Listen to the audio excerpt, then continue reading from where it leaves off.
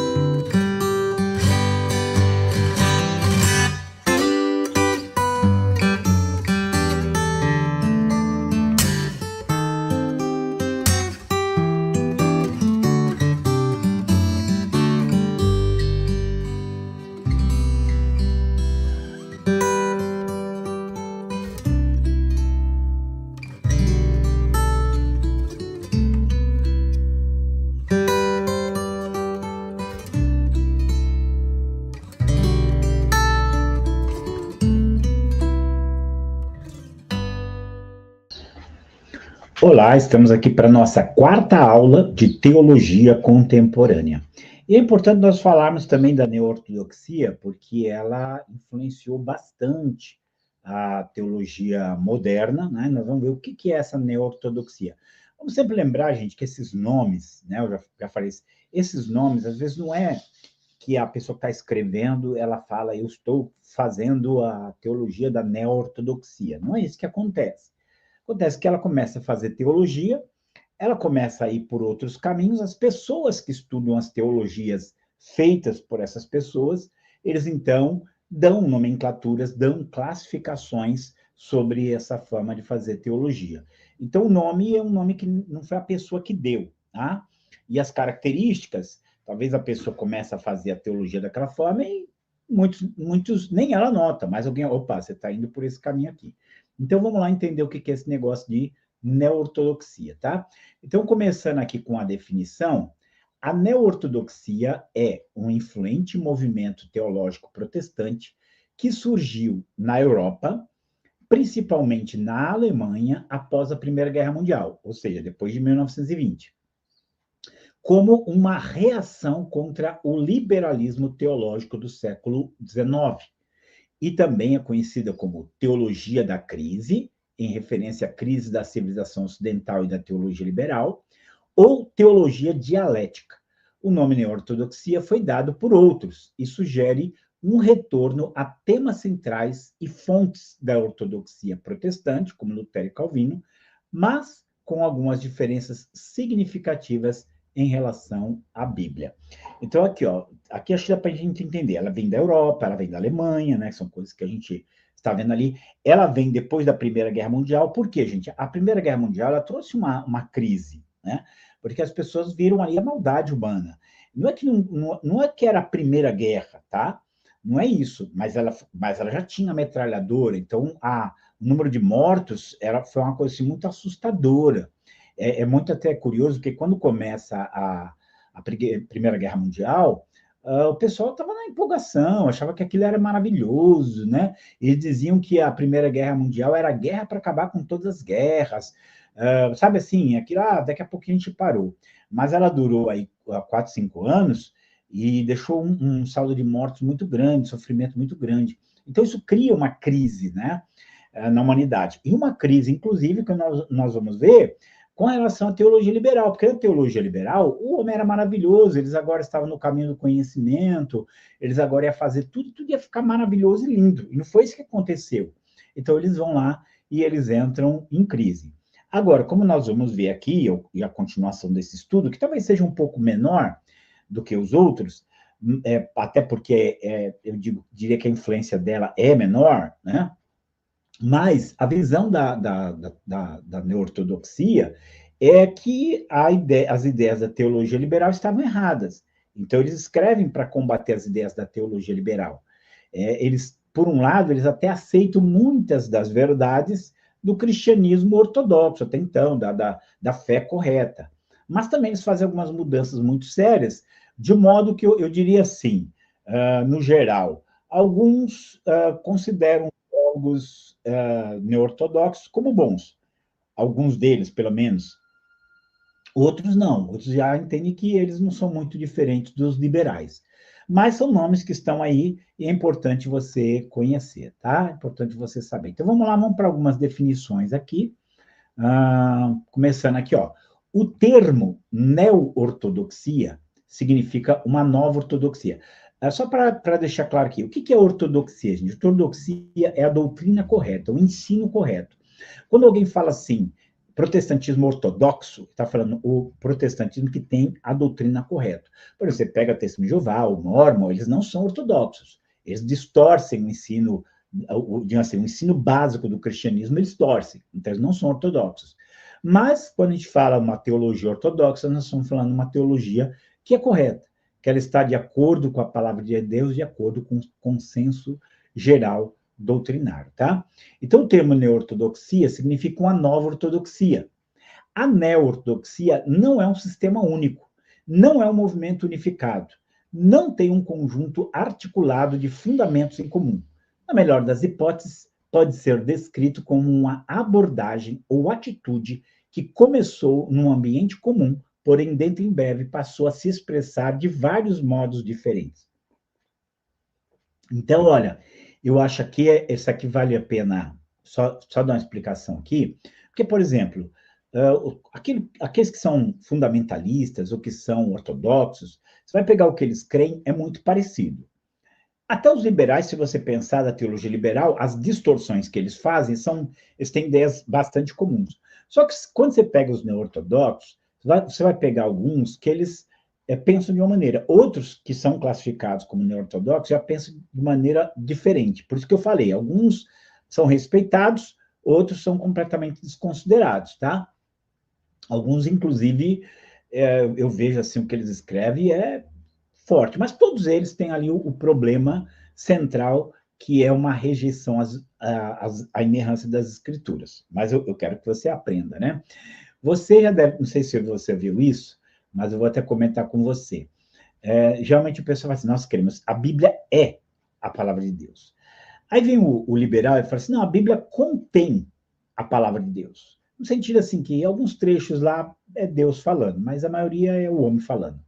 Os neo-ortodoxos já dizem o seguinte, a Bíblia se torna a palavra de Deus. Então, aqui é a diferença. E você vai entender por que aqui dentro dessa caminhada. Vamos lá, vamos continuar aqui. Ele começou com a crise associada à desilusão que seguiu a Primeira Guerra Mundial, com uma rejeição do escolasticismo protestante, que foi quando Melanchthon abandonou a intransigência de outros reformadores, e colocou seu profundo conhecimento no pensamento aristotélico a serviço das escrituras.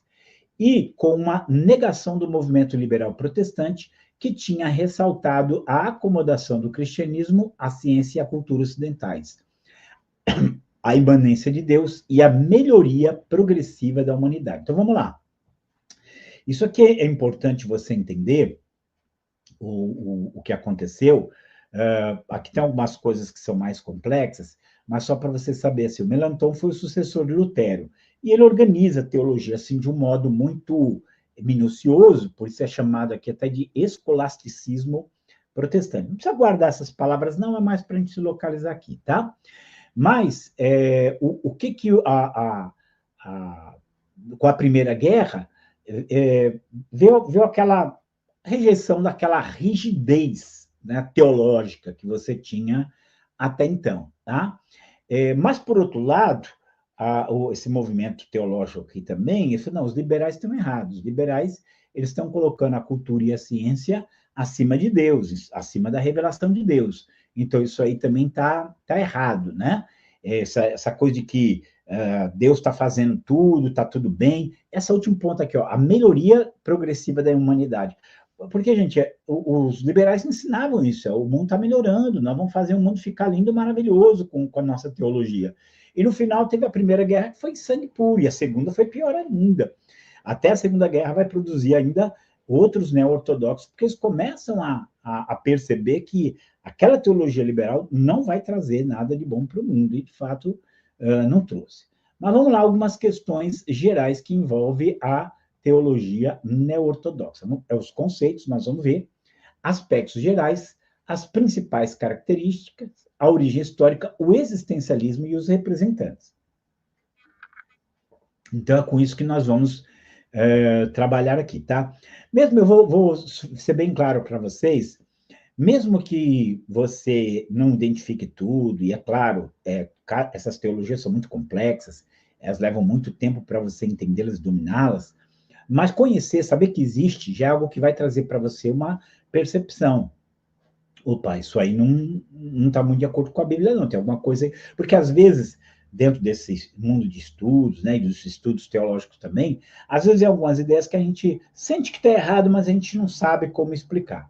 E aí é questão de você também saber que existe uma coisa chamada teologia liberal, uma coisa chamada ortodoxia, uma coisa chamada fundamentalismo, que me ajuda a me localizar naquilo que eu creio, naquilo que eu sou, tá? Mas vamos lá, começando aqui com a questão dos conceitos. O conceito teológico fundamental do movimento foi aquele do Deus soberano e completamente livre, que é totalmente outro em relação à sua criação. quanto à forma como ela é controlada, redimida e como ele determina revelar-se a ela. Também que a autorrevelação de Deus, um ato dinâmico da graça, ao qual a resposta da humanidade deve ser escutar. Essa revelação é a palavra de Deus em um sentido tríplice. Jesus, como a palavra que se fez carne, as escrituras que apontam para a palavra que se fez carne, e o sermão, que é veículo para a proclamação do verbo que se fez carne. Então, veja só, na teologia, nessa teologia, eles dão muita ênfase àquilo que eles chamam de revelação, que é Deus se revelando ao ser humano. Qual é a forma principal pela qual Deus se revelou aos seres humanos? Não é a Bíblia, na visão deles. A principal forma que Deus se revelou, e até creio que podemos ver dessa forma, é Jesus, porque Jesus é Deus feito carne. Então você vê aqui que diferente dos liberais que dizem que Jesus é... Não, os neo-ortodoxos diziam que Jesus era realmente Deus que se fez carne. E aí, essa é a primeira revelação. Número 1, Jesus. Número 2, a palavra que aponta para Jesus. Tá? E a terceira forma como Deus se revela é na pregação, que é a proclamação do verbo que se fez carne. Então, para ele é o seguinte, a revelação de Deus é Jesus.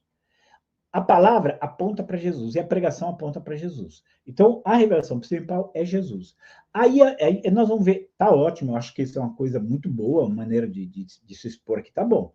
Só que o problema é como eles veem a palavra, tá? E você já vê aqui um outro problema, porque nós aprendemos o seguinte, que a inspiração da Bíblia é única, ou seja, ela é um livro único no mundo, não tem outro livro que seja inspirado por Deus. Mas o que acontece?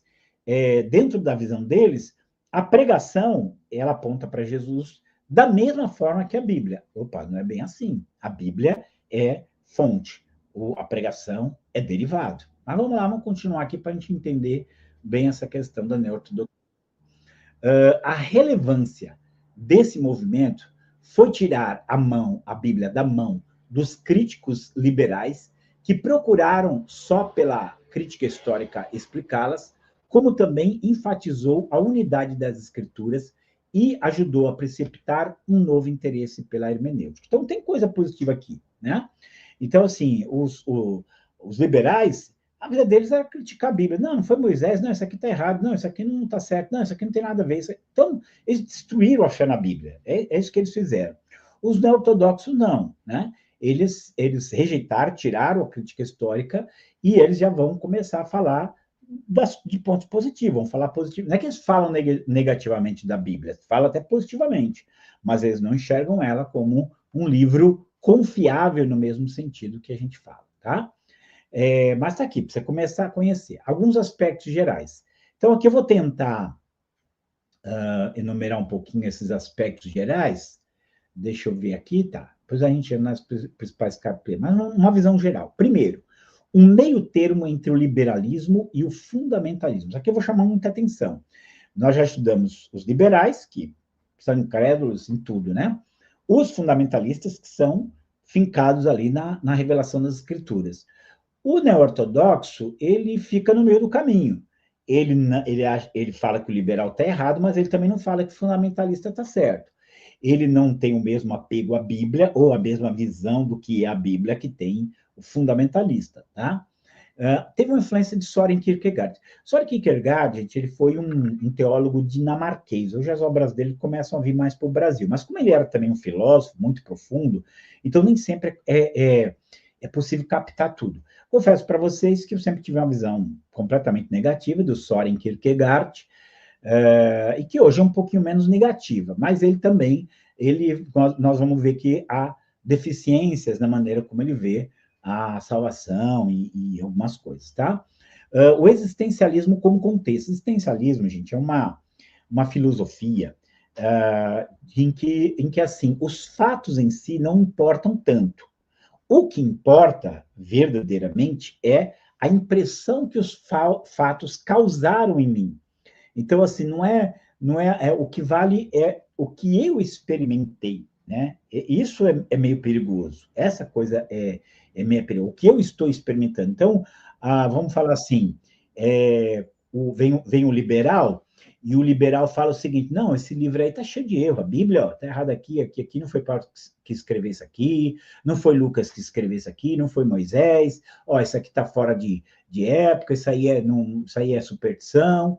Então, o que ele está fazendo? Ele está negando, mostrando contradição. O neo-ortodoxo, aí vem o fundamentalista, né? Estou tentando explicar para você entender a base, um ponto, né? Que é a crença na Bíblia. O fundamentalista, ele já diz assim, não, a Bíblia é a palavra de Deus. Isso que você está dizendo que está errado, não está errado. Aqui foi Moisés mesmo que escreveu, aqui foi Isaías, aqui foi Paulo, aqui foi Pedro, aqui foi Lucas. Como está aí, é isso aí, é verdade, e você está dizendo que não foi, mas é. Ou seja, ele entende que a Bíblia é inerrante. E aí vem o neo-ortodoxo. O neo-ortodoxo ele já vai falar assim, não interessa se está errado historicamente, interessa que tocou na minha vida. Entendeu? Então, para ele, o fundamento não é o fato, o fundamento é o efeito disso sobre mim. Então, não importa, a Bíblia se tornou palavra de Deus para mim porque ela tocou em mim. Deu para você entender um pouco? Então, é por aí. Mas eles combateram fortemente o liberalismo teológico, tá? Também rejeitaram o fundamentalismo, como eu disse. Foi uma renovação teológica para a Europa, que estava, vamos dizer assim, teologicamente destruída com a teologia liberal? Foi uma renovação. Mas foi uma renovação teológica, eu diria, insuficiente. Eu não diria que ela foi ruim, mas ela foi insuficiente. Precisava de muito mais do que aquilo, tá? Precisava de muito mais firmeza, precisava muito mais posicionamento do que, de fato, houve. Esses aqui são alguns aspectos gerais. Vamos lá agora para principais características. Então, eu vou repetir algumas coisas aqui, mas não se preocupa, não. Isso vai fixando na sua mente, na mente para você poder compreender com o que nós estamos lidando. Mas vamos lá. Principais características. Oposição tanto ao liberalismo quanto ao fundamentalismo. Então, nós vimos aqui, não é só nesse ponto, tá? No ponto da Bíblia, em muitas coisas. Mais ou menos assim, não, o que você fala da Bíblia está errado. Ela não é um livro cheio de erro e um livro qualquer, não, tá? Mas você também está dizendo que ela não tem erro, você também está errado, porque ela tem erro, mas apesar dos erros dela, ela fala comigo. Então, aí vai, né? Então, o que eles procuraram fazer? Conciliar os reformadores e o mundo moderno. Então, eles, por um lado, acreditavam na importância do Lutero, Calvino, Zwinglio, os reformadores de maneira geral, né? Mas eles também viam o mundo moderno, opa, tem algumas coisas que a gente tem que ajustar, porque não está muito certo aí, não. Então, eles ficaram assim, são cristocêntricos. O que é cristocêntrico? Vocês viram lá, que talvez eu poderia dizer até que eles são exageradamente cristocêntricos, mas é impossível isso, né? Ou seja, eles põem Jesus no centro. Jesus é a revelação de Deus. E isso é uma coisa boa, tá? Eles valorizavam Jesus, né? Eles valorizavam Jesus. Então, foram muito, muito fortes nisso.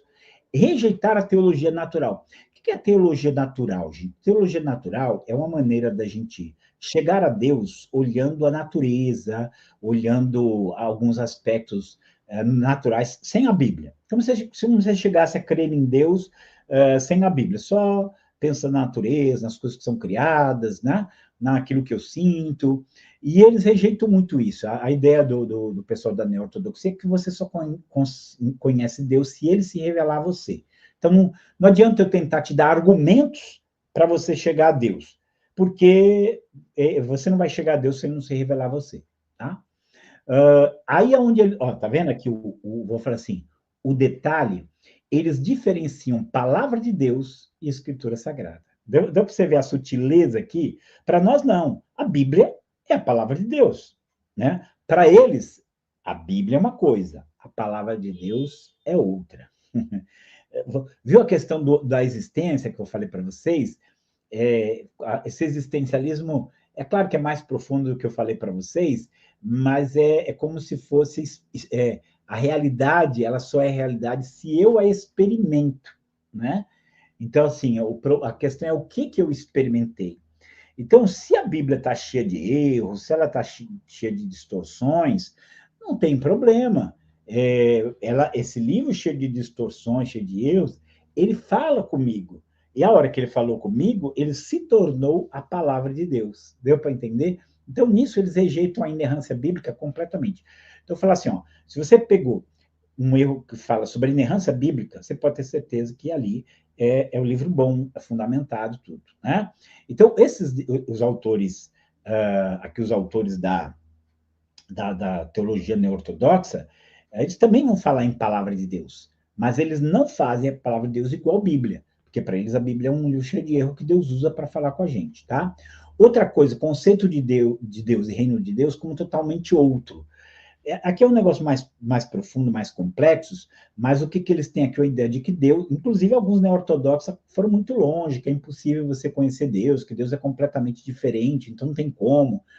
Então eles acabaram indo para um caminho bem distante. Mas a princípio é isso aqui, tá? Para você começar a compreender os pontos que distinguem. Falou que, falou que palavra de Deus não é a mesma coisa que Bíblia, você já pode ter certeza. O que a Bíblia se torna a palavra de Deus é neo-ortodoxo, não é crente fundamentado na Bíblia e na palavra, tá? Vamos lá. Ponto 4 agora, as origens. Então vamos falar um pouquinho das origens? É claro que aqui é um resumo, né? Então, em pouco tempo, esse movimento alcançou Inglaterra, onde C.H. Dodge e Edwin Hoskins se envolveram. Na Suíça, Gustav Pauling e Ander Nygren tornaram-se seguidores. Nos Estados Unidos, os dois irmãos Niebuhr, né, que é o Reinhold e o Richard Niebuhr, em outros lugares, igrejas e países começaram a ler a respeito do movimento e observar aquilo que estava acontecendo. Então, ó, você vê, durante muito tempo, a posição da igreja é a seguinte: a Bíblia é a palavra de Deus, é a revelação de Deus. O que está escrito aí é Deus falando. Quando vem o movimento liberal, ele começa a destruir a fé na Bíblia, porque ele começa a pegar a Bíblia, não, se Bíblia, isso aqui não está certo, isso aqui não está certo. E aí, então, tudo estava errado ali na Bíblia, as pessoas perderam a fé na Bíblia. Quando vem os ortodoxos, eles provavelmente viram aquela devastação que a teologia liberal fez. Não é bem assim, eles também estão errados. Não, então não é óbvio, a Bíblia é o livro infalível e a palavra de Deus, vem os fundamentalistas. Não, também não é assim. Então eles ficam nesse meio termo e eles vão ver, eles vão ver o quanto que a teologia liberal se afastou de Deus, que ela não é cristianismo, e eles então tentam resgatar, mas eles também não querem ir tão longe assim. Mas vamos lá no caminhar. Com a ascensão do movimento nazista na Alemanha, muitos líderes do movimento neo-ortodoxo encontraram-se com outros cristãos alemães em Barmen, em 1934, e publicaram uma declaração contra os males do nazismo. A repressão resultante, feita por Hitler, forçou alguns, como é o caso de Paul Tillich, a se exilarem, outros a voltarem para sua pátria, tais como Barth, e alguns a se esconderem, tais como Dietrich Bonhoeffer. Então, aqui talvez eu diria assim que esses ficaram muito famosos, né? O Barth ficou famosíssimo, teologicamente falando, o Paul Tillich também até hoje é famoso, e o Bonhoeffer.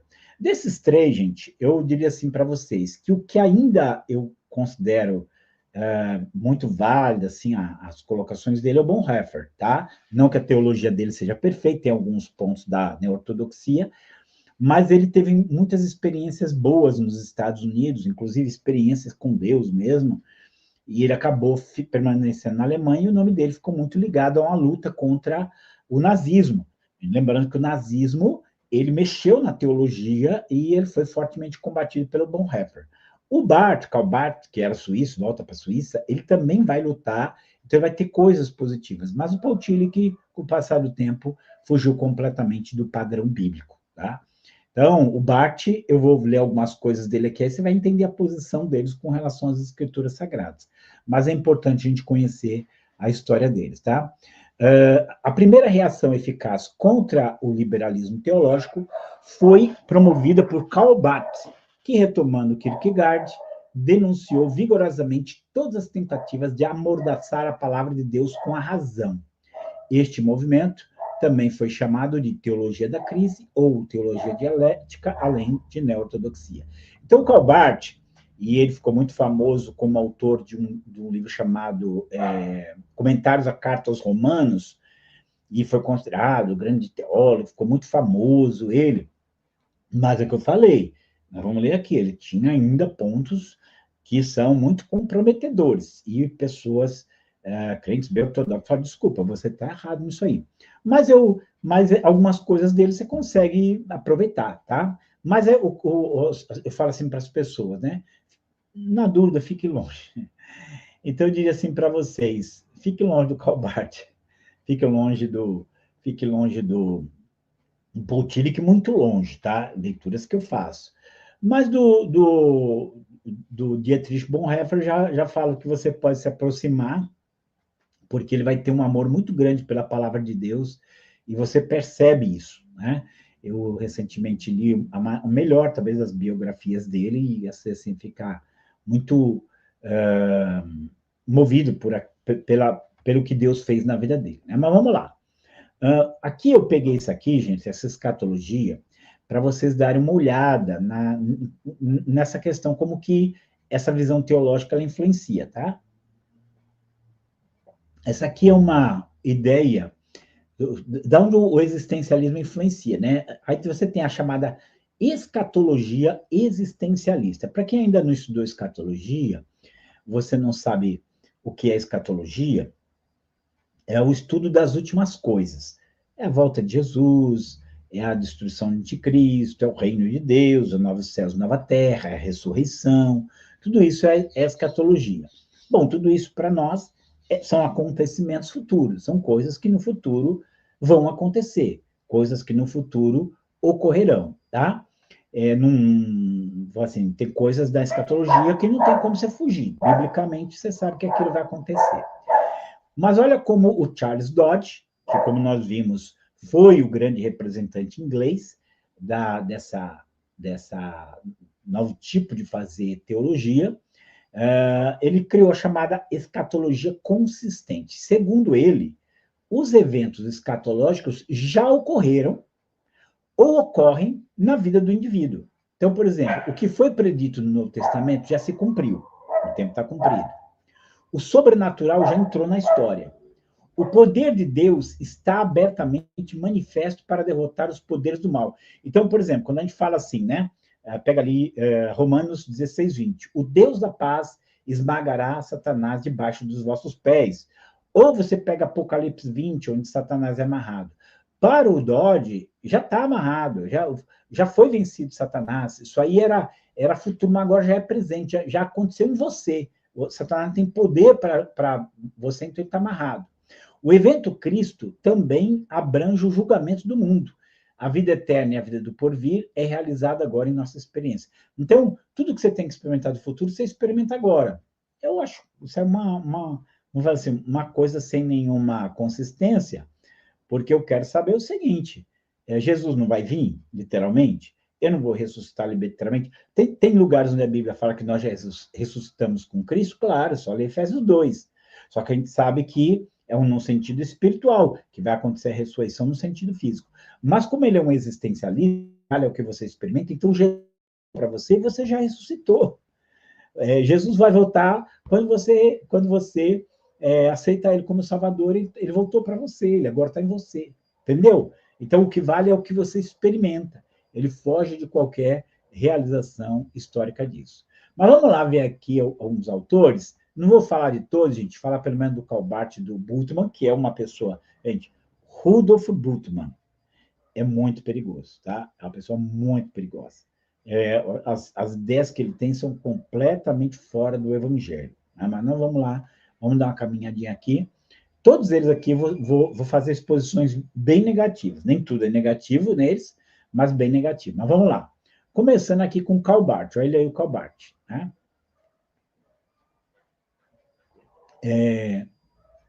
Ele vai rir assim, sem o mundo, Deus não é Deus.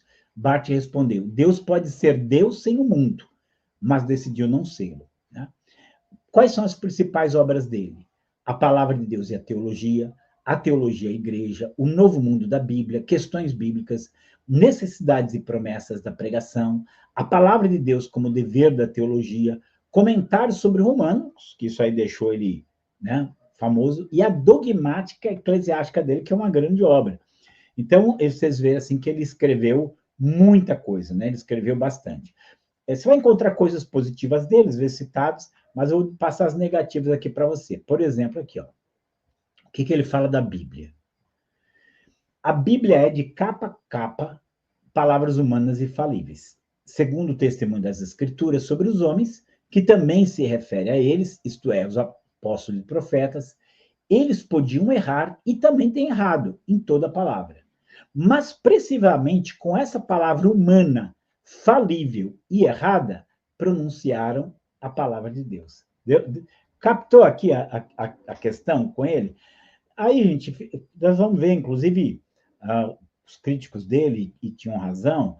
Bom, se há a possibilidade de o que a Bíblia fala de Jesus ser errado, como é que eu vou confiar nisso? Mas assim, está dizendo que ele morreu na cruz pelos meus pecados e ressuscitou o terceiro dia.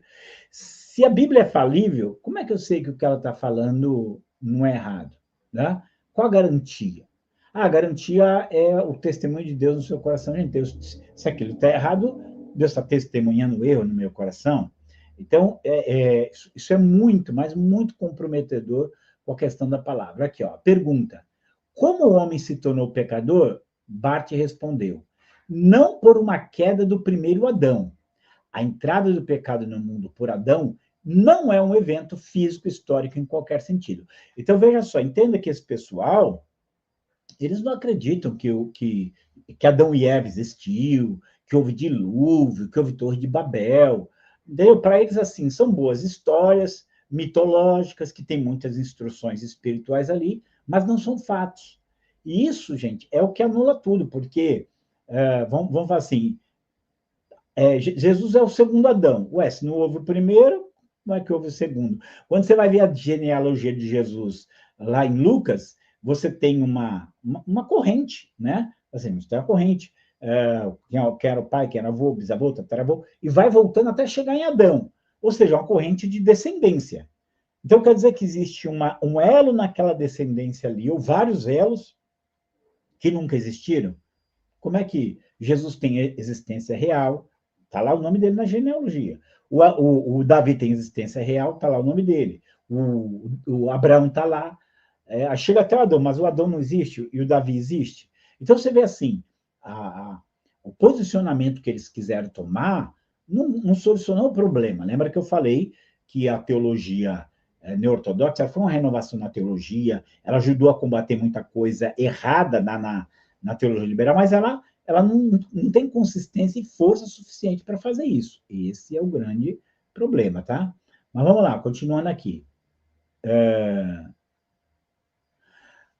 Bart ensina que Cristo morreu em desespero e que isso é uma indicação mais clara de que o homem não tem meios de chegar a Deus por sua religião. Em um dos seus sermões, disse ele acerca de Cristo crucificado. Ele se tornou humilhado, derrotado e sacrificado, pois não queria outra coisa senão vencer o eu humano e dar tudo nas mãos do Pai. O significado da morte de Jesus Cristo, dessa forma, é apenas que ele se sacrificou e nada mais.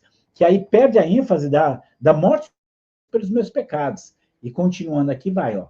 No seu livro, Comentários sobre Romano, Barth chega a dizer que o ateu Strauss, que é aquele que eu falei da vida de Jesus, talvez tivesse razão em a ressurreição de Cristo como um embuste histórico. Mas é Barth mesmo quem afirma a ressurreição de Cristo, ou o que dá no mesmo a sua vida, não é um acontecimento histórico. Gente, isso aqui é muito grave. Eu até penso, gente, assim, lendo um pouquinho, gostaria até de me aprofundar em algum momento na vida do Karl Barth, que a questão é a seguinte, eu até penso que ele, com o tempo ele vai mudando de ideia. Inclusive, os autores, eles falam que quando chega no final da vida dele, você percebe que ele é mais convicto das verdades bíblicas do que ele sempre foi, né? Eu até lembro, assim, uma passagem que é tocante, que alguém pergunta assim, como você resumiria a sua mensagem? Ele diz assim, eu resumiria a minha mensagem com um hino que minha mãe cantava para mim quando eu era menino. Jesus morreu por mim, assim a Bíblia diz, e por isso eu creio assim. Então, isso é o quê? Isso é teologia bíblica, isso aí é o correto. Mas eu acho que eles eram pessoas muito cultas, muito inteligentes, queira ou não queira teologia liberal, é muito erudita, trouxe muita informação, ele seguiu ali, mas com o passar do tempo, a impressão que eu tenho é essa, né? Eu penso até assim que talvez ele estivesse vivo hoje, ele ia mudar de ideia de muita coisa que ele escreveu, tá? Mas vamos lá, acho que tem mais alguma coisa dele aqui, ó. Deus sempre, é essa visão aqui, gente, que é um problema sério. Deus sempre usou testemunhas falíveis e mesmo pecaminosas, e a Bíblia é exatamente um testemunho assim. Apesar de rejeitar enfaticamente a doutrina protestante ortodoxa da inspiração verbal e principalmente da inerrância, Barth tinha a Bíblia em alta estima. Suas negações não visam desacreditar a Bíblia, mas somente exaltar a Jesus acima dela. Jesus é o Senhor, a Bíblia não. A Bíblia é só um testemunho do Senhor. Aí eu falo, se a Bíblia é um testemunho do Senhor, mas ela não é inerrante, as coisas que ela fala do Senhor são falíveis, então, frágil, é um testemunho fraco. E aí também, inclusive, há um apologista famoso, que é o Francis Schaeffer, e o Francis Schaeffer, inclusive, morou na Suíça, ele criou lá o chamado Labri, né? E ele é um grande defensor da fidelidade das escrituras, da literalidade, da inerrância das escrituras. Ele procurou Karl Barth para conversar com Karl Barth e falar, Karl Barth, você está errado, a sua teologia está errado, você não pode ter esse conceito da Bíblia. E o Karl Barth não deu ouvidos a ele, e aí, assim, você vai ver, assim, quando o Francis Schaeffer, ele falava contra como é que ele falava? A teologia moderna antiga e nova. Então, ele considerava a neo-ortodoxia tão errada quanto a teologia liberal, tá? E não duvido dele, não, estava errado nisso, inclusive no papel que eles concedem à Bíblia. Mas vamos lá, esse aqui é perigoso. O Bultmann, eu não aconselharia ninguém a lê-lo. Só se for assim, muito crente, muito capacitado, porque é terrível. Os livros dele aí, Jesus, Novo Testamento é mitologia. Religião sem mitos, são as coisas que ele escreveu, tá? Então, aqui, ó, ele cria o conceito de demitização, tá? O que seria demitização? Demitização é mais ou menos assim, a Bíblia está cheia de mitos, está cheia de coisas que não são fatos, não é história. A Bíblia tem muita coisa ali que não passa de histórias inventadas, mas que têm verdades espirituais profundas, então elas são boas, mas não são verdadeiras. Então, olha aqui, ó. Demitização é o método desenvolvido na teologia protestante e católica, porque os católicos também acabaram indo nesse caminho, proposto pelo teólogo alemão Rudolf Bultmann, e que visa libertar a mensagem cristã da roupagem dos mitos. Na sua forma genuína, salva o essencial das narrativas, despindo-as das suas vestes literário-mística, para poder interpretá-la de modo crítica e não eliminá-las. Consiste na discrepância entre cosmologia antiga e moderna, bem como entre as compreensões existenciais divergentes dos homens da Bíblia e de todas as épocas posteriores. Depois eu vou falar a frase aqui que eu já até mencionei, para você entender isso que o Bultmann ele falava, né? Então a ideia dele era a seguinte: aquelas pessoas, eles não tinham o conhecimento que nós temos. Então eles falavam certas coisas, davam certas explicações que não tinham fundamentos nenhum, né? E aí, por exemplo, vou dar aqui o exemplo que eu já até citei, vou citar de novo aqui, porque tem o texto aqui para a gente ver. Então ele fala assim, aquelas pessoas, eles acreditavam em demônios, porque ele via a pessoa agindo daquele jeito, ele não sabia que tem uma doença chamada esquizofrenia, então ele inventava que era um demônio. A pessoa tem ali uma determinada doença, é um espírito que está nela, mas isso aí não existe. Hoje a gente sabe que é bactéria, vírus e micróbios, né? Então, esse causa essas doenças, então não dá. A gente sabe que existem hoje problemas mentais, então não dá para acreditar nos demônios. Então, você vê que, para ele, aquela visão daquele povo já foi vencida pelo pensamento moderno, pelos conceitos modernos. Eu não posso alcançar aquilo lá. Então, eu tenho que demitologizar, é de complicar essa palavra mesmo, demitologizar. Eu tenho que tirar os aspectos mitológicos da Bíblia. Então, por exemplo, ele pode falar assim, não, o Adão e a Eva, isso aí é mito, né? Agora, houve um momento, talvez pode ter havido um momento da humanidade que o homem desobedeceu a Deus, tá? Mas não tem nada a ver com Adão e Eva, eles só são representantes de um fato. Então, isso era muito, muito comum na teologia liberal. Por isso que eu falo assim, alguns neo-ortodoxos, eles puxaram bastante para uma visão mais bíblica das coisas. Outros não. Outros, como é o caso do Rudolf Bultmann, esses aí fugiram completamente. Mas olha essa frase aqui, talvez vai dar para você entender bem a visão dele, tá? Na teologia de Rudolf Bultmann, os elementos míticos não são eliminados, mas existencializados. Tudo é focalizado no agora escatológico e o futuro desaparece no horizonte. A vinda de Cristo é um evento eterno, que acontece repetidamente no íntimo de cada pessoa, em cuja alma Cristo nasce, sofre, morre e ressuscita para a vida eterna. Que bonito, é muito bonito, gente, é muito bonito, mas não é verdade. Então vamos falar assim, entenda aqui, ó. Acho que aqui dá para entender, inclusive, por que ela é chamada de teologia existencialista, né? Por que ela foi influenciada? Porque, assim, para nós, assim como a primeira vinda de Jesus é história, tá?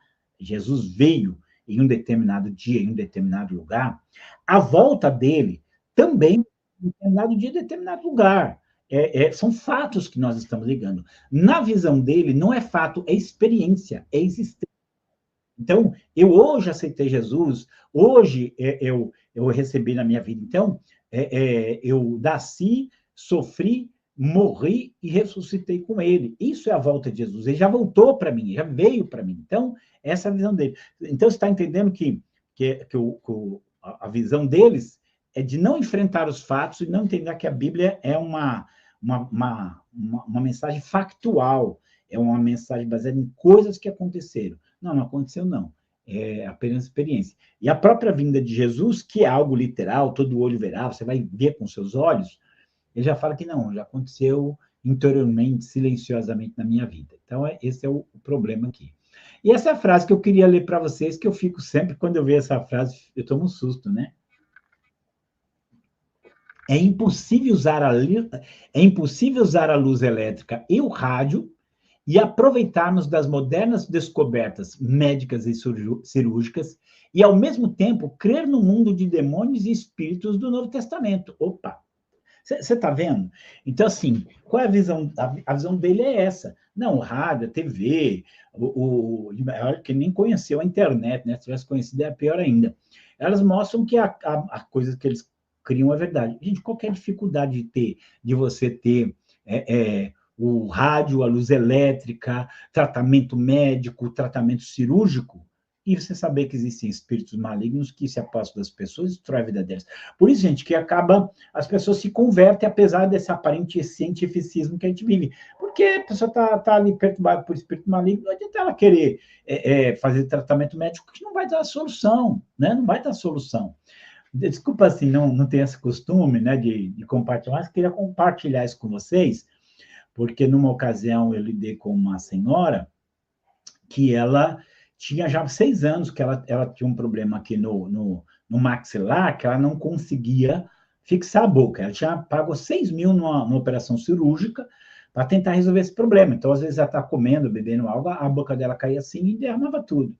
E oramos por ela, realmente aquela pessoa estava possessa ali por um espírito maligno, ela foi liberta, voltou a comer normalmente, naturalmente. E aí onde você olha o quê? Você olha eu creio na cirurgia, creio nos remédios, creio, mas sei que há um mundo espiritual ali e que há muitas coisas que só serão verdadeiramente resolvidas com Deus, né? Com a palavra dele, com a autoridade, com a verdade dele. Ou seja, eu vou falar aqui, demônios existem, tá? E devem ser expulsos, a gente pode lidar com eles nesse sentido, né? Então, vamos lá. Continuando aqui. Já estamos quase acabando, tá? A demitização não reside na eliminação de afirmações e descrições, mas em sua interpretação para que a mensagem nela contida adquira dimensões existenciais.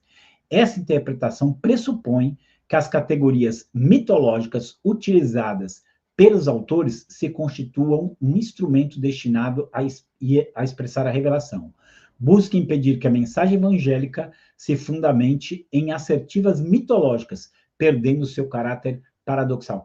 Essa linguagem aqui toda é muito ruim porque ela acaba gerando na pessoa uma confusão, uma ambiguidade, né? Mas o que quer dizer é o seguinte, você tem que tirar o mito porque o mito é fantasioso, é enganoso, então a pessoa acaba não aceitando a mensagem do evangelho porque você fica crendo em demônio, porque você fica crendo em Adão e Eva, porque você fica crendo em Torre de Babel.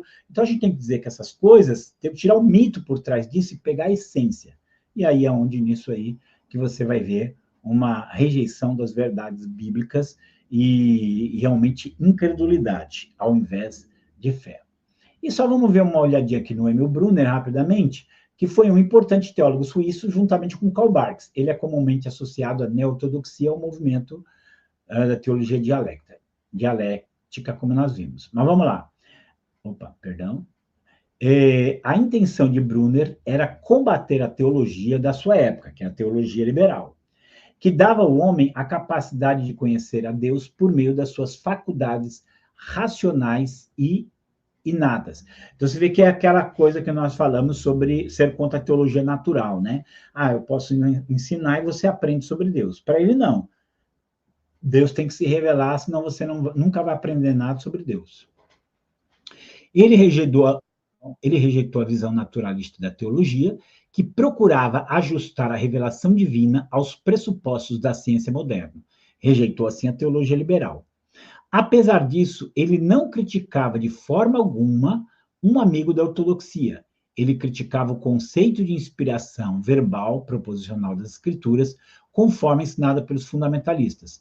Em outras palavras, na questão da revelação divina, ele se alinha completamente à posição denominada neo-ortodoxia. Então, ele condena a teologia liberal, mas ele também condena o fundamentalista que diz que a Bíblia é a palavra de Deus. Ele vai fazer parte do grupo que ensinava de uma maneira constante que a Bíblia ela não é a palavra de Deus, que a Bíblia ela simplesmente se torna a palavra de Deus. Então você vai ter, aí nessa lista, eu só não vou citar aqui o Richard e o Reinhold Niebuhr, que eram o Emil Brunner e o Barth, e até mesmo o anterior, né? O Bultmann, eles eram alemães. O Richard e o Reinhold Niebuhr, eles são americanos. Mas todos eles tinham mais ou menos a mesma visão. Eles viram que a teologia liberal estava indo muito longe na sua... Não era cristianismo aquilo lá. Mas eles também não queriam assumir, enfrentar as acusações, os argumentos de muitos dos teólogos liberais que diziam que a palavra Bíblia era um livro comum cheio de erro. Então, eles assumem que a Bíblia é cheia de erro, mas eles dizem que, apesar desses erros, Deus pode usar esses erros para falar comigo. Então, é uma coisa assim incoerente, foi essa incoerência que Francis Schaeffer foi até a porta do Barth para apresentar ele. O Francis Schaeffer era um homem muito inteligente, o Francis Schaeffer era um homem muito culto, né? Muito hábil no conhecimento. E ele queria que o Barth mudasse ideia, mas o Barth não fez, tá? Bom, gente, tá aqui já terminando.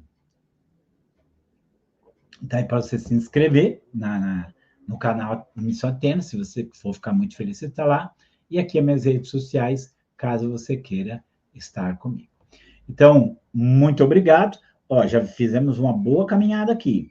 Já vimos uma introdução à teologia, já vimos sobre a teologia liberal, sobre o fundamentalismo e agora a neo-ortodoxia, e temos mais estudos de teologia por aí.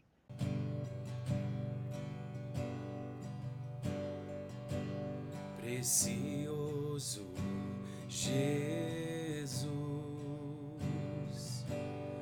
aos teus pés aqui